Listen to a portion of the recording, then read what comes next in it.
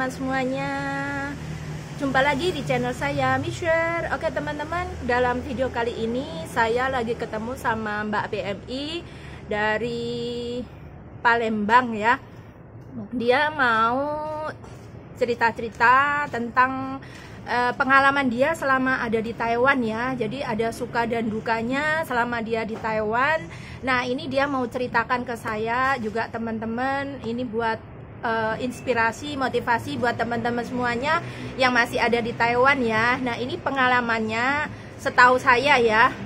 Dia udah hampir 3 tahun jaga akong. Nah dia dapat majikan, nasibnya agak kurang beruntung.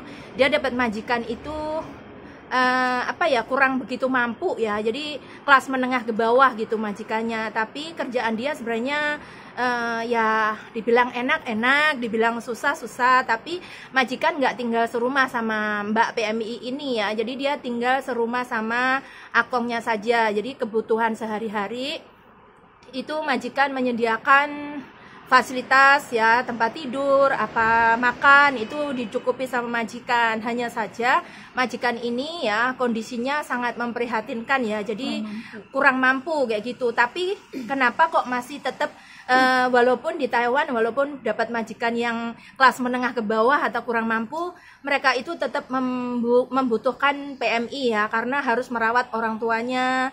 Karena majikan kan setiap hari sibuk, harus kerja juga supaya dapat uang untuk menggaji Mbak PMI. Nah seperti itu. Nah cerita lengkapnya itu saya mau tanya-tanya ke mbaknya gimana ya, minta penjelasan sama mbaknya biar lebih jelas kayak gitu. Halo Mbak. Nah yang agak keras ya, agak kesini kamu. Oke, kamu udah berapa lama kerja di Taiwan? 2 tahun 9 bulan. 2 tahun 9 bulan, berarti 4 bulan lagi udah mau finish ya? Iya. Nah ini kamu selama 2 tahun 9 bulan ini baru pertama kali kamu kerja di Taiwan? Iya, baru pertama kali. Kaget nggak kerja di Taiwan? Enggak. Enggak? Karena pernah kerja ini juga di Malaysia. Oh, kamu udah ex Malaysia juga. Di Malaysia berapa lama? 2 tahun. 2 tahun. Jadi sekarang udah di Taiwan, gimana adaptasi dengan majikan atau dengan pasien? Ada masalah nggak? Enggak ada masalah. Nggak ada masalah. Yang agak keras ya suaranya. Selama kamu kerja di sana, pokoknya jaga akong tuh nggak ada masalah. Iya, enggak Nah, ada kondisi akong tuh gimana? Tinggalnya di apartemen atau di rumah biasa kayak gitu? Iya, di apartemen, tapi yang apartemen yang biasa, enggak Apartemen ada biasa, lift nggak ada liftnya. di lantai. Nah, akong masih di bisa lantai jalan nggak? 4. Masih bisa, tapi harus Di papa. Nah, kamu tinggalnya di lantai berapa? lantai 4. Lantai 4. Jadi akongnya ini masih bisa jalan tapi harus dipapa ya. Inget nggak waktu pertama kali kamu datang itu saya antar ke rumah majikan ya. Itu sempat majikan kamu, saya tuh agak kaget karena kok akong kondisi udah tua kayak gini harus naik tangga dari lantai 1 sampai lantai 4 ya. Itu benar-benar saya shock waktu itu, kenapa nggak ada lift atau mungkin nggak tinggal di rumah yang lantai 1, jadi nggak ngerepotin banyak orang kayak gitu. Awal datang itu kamu gimana? Kan kaget juga ya? Iya, Kamu? iya, kaget banget. Kamu bisa kagetnya gimana itu waktu itu? Aku kan di bawah, akunya gede kan. Tinggi banget ya Iya, akongnya. tinggi banget. Terus kita yang disuruh naikin kan saya sama Iya, iya waktu pertama kali ya. Pertama kali datang itu. Pertama kali. Kita nyoba Iya. bantu naikin udah ngos-ngosan kitanya ya. Bertiga, Ya, majikan, saya sama kamu Iya. waktu itu ya. Nah, itu saya juga merasa gimana ya, khawatir juga sih awal-awalnya. Apakah kamu mampu sekali menjalani hari-harinya seperti itu ya? Dan setiap hari harus akongnya naik turun tangga ya, ke jalan-jalan ya, dibawa jalan-jalan ya. Iya. Sehari berapa kali? Hari 1 kali. 1 kali, sore hari ya. Iya. Oke. Nah, waktu itu kamu adaptasinya itu membutuhkan waktu berapa lama? Kamu sampai bisa mandiri sendiri itu? 5 bulan. 5 bulan ya. Nah, itu teman-teman. Jadi Mbak ini adaptasi dengan pasien yang harus bantu naik turun tangga itu sampai 5 bulan ya. Jadi nggak dibantu alat. nggak dibantu apa-apa. sama sekali alat apa, Tangan nggak kita ada. sendiri yang Iya. mopong dia ke atas. Jadi dengan cara kita sendiri Iya, ya, sebisa kita gimana kita supaya kita- pasien juga nyaman naik turunnya, nggak maksudnya nggak cedera, dan kamu juga berusaha supaya nggak cedera gimana gitu. Karena kalau kita nggak punya pengalaman, nggak punya skill ya, kemampuan, kita pasti banyak mengeluh ya waktu itu. Aduh mana kuat ini karena gede, tinggi. Padahal teman-teman lain juga belum tentu bisa ya menjalani pekerjaan kamu tuh juga belum tentu bisa. Tapi semuanya memang udah kita niati ya. Jadi kita berusaha sabar ya, membutuhkan waktu yang enggak itu ya, enggak sebentar. Jadi butuh waktu yang lama. Oke. Ini kemudian kamu selama menjaga Akong ini kan majikan nggak serumah sama kamu ya? Iya, nggak. Terus masalah makan, masalah kebutuhan kamu, Akong itu gimana? Untuk makan sehari 3 kali itu? Kalau untuk makannya seadanya, sedikasih majikan. Ya, dibelanjain. Kalau dia datang, dibelanjain ya sayur toh iya. gitu. Oh, paling telur. Terus kalau Akong kan sayur babinya dibeliin sama majikan, aku tinggal manesin. Oh gitu, udah disiapin sama majikan. Nah untuk kamu pribadi gimana? Untuk makannya kamu, kebutuhan kamu makan itu gimana? Merasa tercukupi nggak menurutnya? Enggak sama sekali. Nah kamu apakah selama itu kamu nggak pernah ngomong kalau saya kekurangan makan atau gimana? Nggak pernah. Berarti kamu harus ngeluarin uang sendiri dong? Iya, tiap bulan saya ke toko Indo beli apa yang saya mau, saya beli sendiri loh. Ya Allah. Selama ini kamu setiap bulan bisa mengeluarkan uang berapa? 2.000 kalau buat makan sendiri ya. Jadi kalau ada kekurangan apa, pokoknya kamu ngeluarin uang sendiri buat beli yang kamu suka kayak gitu.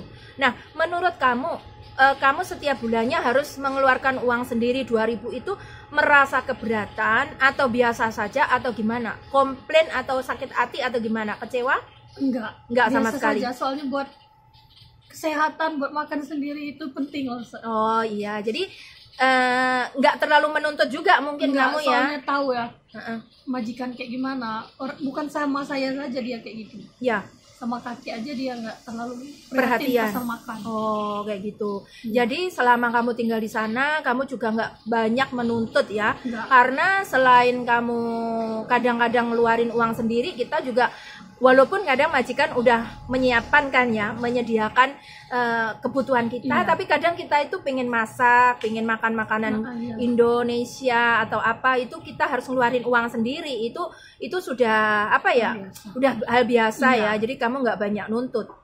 Nah, di sini saya ada sedikit apa ya, merasa terenyuh sekali, merasa kasihan, merasa gimana ya, salut sekali atas perjuangan kamu segitu lamanya. Kamu tidak pernah komplain dan tidak pernah menuntut majikan dan ke agensi ya. Itu saya sangat salut sekali. Itu kenapa kok kamu nggak pernah ibaratnya kontak ke kita, ngasih tahu atau menuntut ke majikan, itu kenapa? Alasan kamu kenapa? Alasannya karena tahu majikan nggak terlalu orang berpunya. Oh, nggak mampu. Iya. Terus emang nggak mau terlalu banyak untuk kan buat makan sendiri. Kalau saya masih bisa beli sendiri, kenapa? Tapi jadi gitu ya alasan kamu, karena tahu kondisi majikan itu orangnya nggak begitu mampu ya, jadi dia juga bekerja untuk menghidupi keluarganya, Akong, dan gaji kamu juga. Soalnya buat saya aja, buat kaki aja dia nggak terlalu prihatin buat makan kayak gitu. Ya, apalagi mau buat kamu. Dan senengnya saya itu kamu juga nggak terlalu banyak menuntut itu. Hanya saja memang kita nggak tahu ya Mbak ya. Jadi kita itu kalau agensi atau penerjemah nggak dikasih tahu kondisi kalian tuh di rumah majikan yang tinggal 24 jam sama pasien, kalian nggak cerita sama kita, itu memang kita nggak tahu ya toh. Kalau kalian misalnya ada masalah ya kalian ngomong, curhat ke kita, itu pasti kita tanggapi ya.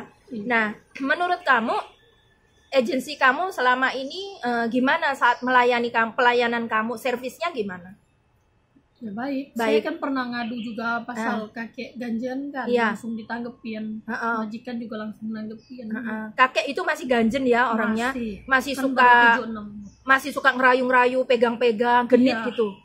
Nah, waktu itu kamu komplain ke saya ya? Iya, langsung ditanggepin, langsung nelpon majikan, langsung datang ke rumah. Oh ya, itu waktu itu saya menyarankan, saya menelpon majikan ya, saya ngomong ke agensi kamu ngomong sama majikan, akhirnya majikan itu gimana solusinya? Memberi kamu solusi apa? Langsung disuruh pindah kamar. Oh, pindah kamar. Jadi nggak perlu tidur sekamar sama pasien. Nah, kamu nggak tidur sama pasien satu kamar itu, kondisi Akong apakah membahayakan atau gimana? Enggak. Atau biasa saja? Biasa saja. Soalnya dia bukan yang masih sehat dia. Masih sehat. Dia kan kena stroke sebelah aja. Oh, stroke separuh itu ya. Iya. Oh, kayak gitu. Jadi kalau misalnya dia mau kencing atau membutuhkan kamu, dia akan panggil kamu. Iya. Oh, seperti Ada itu. bel dia panggil. Oh, jadi kamu tengah malam pun harus bangun standby ya? Iya. Oke. Oke teman-teman semua, permasalahan Mbak ini tadi yang pertama itu masalah majikannya kurang mampu, tapi dia masih tetap bertahan ya, walaupun dalam 1 bulannya itu harus ngeluarin uang sendiri buat uang jajan, buat tambahan mungkin dia harus beli daging atau apa, sebulannya 2.000, tapi Mbaknya tetap menerima dan tetap maksudnya nggak banyak komplain kayak gitu, nggak banyak menuntut. Masalah yang kedua, Mbak ini waktu awal datang itu baru awal datang sampai berapa lama kamu komplain ke saya? 2 itu bulan. 2 bulan ya. Itu karena pasiennya agak ganjen, agak genit, suka pegang-pegang, suka nonton film yang itu. Nah, karena Mbak ini bagaimanapun kita perempuan ya, kita juga harus sopan juga, nggak harus bantah gimana, pokoknya kita tetap menjaga pribadi kita, etika kita, sopan santun kita kayak gitu. Kemudian Mbak ini komplain ke saya, kemudian kita bantu ngomong sama majikan. Nah, majikan punya solusi, jadi dipisah tidurnya.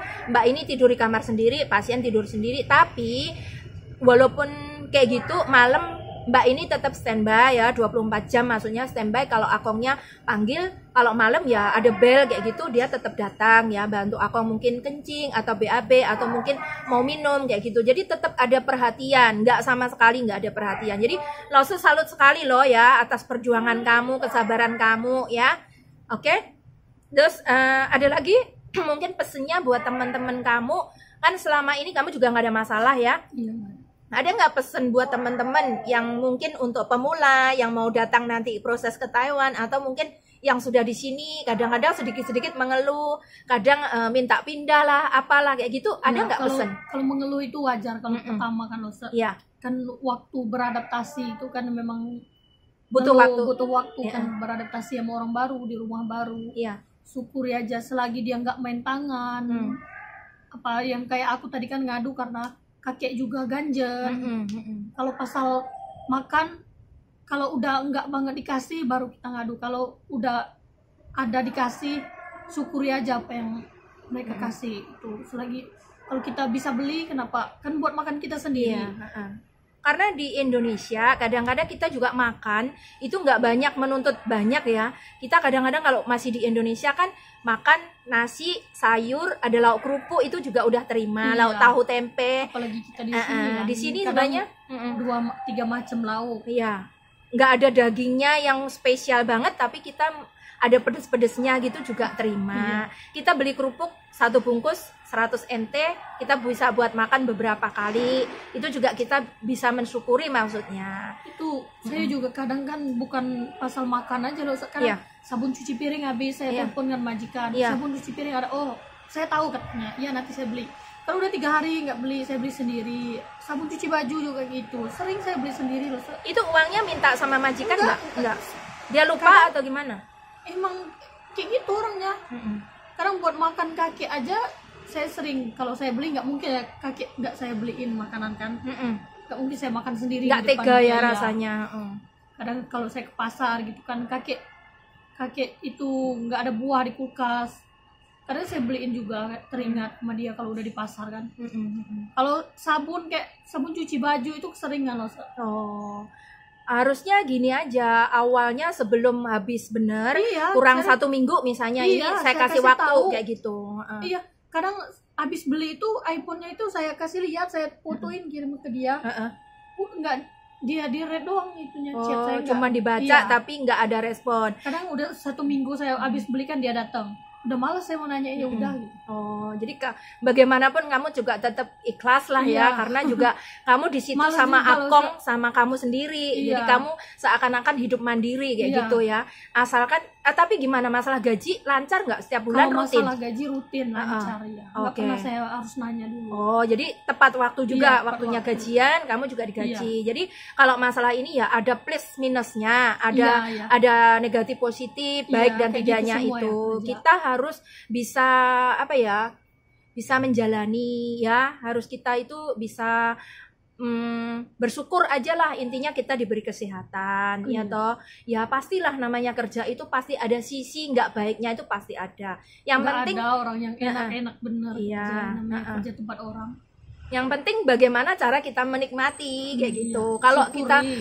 kita syukuri. Kalau kita mau cari yang baik, yang pengertian, kasih sayang, semuanya perhatian, nggak mungkin, ya toh, 1001 juga. Oke, udah itu aja pesannya. Iya. Ada pesan buat saya? Ada? Pesan buat lo Ya, gimana? semoga Heeh. tambah awet muda. Ah, gimana? Tambah awet muda. Oh, tambah awet muda. Karirnya tambah bagus. baik. Kan tahun baru juga sekarang Iya. 2021. Iya, selamat tahun baru ya buat Iya. teman-teman semuanya. Semoga di tahun ini cita-citanya terkabulkan. Tahun yang Sukses. baik buat semuanya. Iya, tahun yang baik buat semuanya. Terima kasih semuanya ya. Ini udah itu aja pesannya. Oke. Dan saya juga berdoa semoga kamu proses kedepannya lancar ya. Cepet dikasih kesuksesan ya. Oke. Oke, teman-teman semuanya, itu saja ngobrol-ngobrol saya hari ini. Semoga bermanfaat buat teman-teman semuanya, untuk inspirasi, motivasi buat semuanya ya. Oke, terima kasih. Wassalamualaikum. Bye-bye.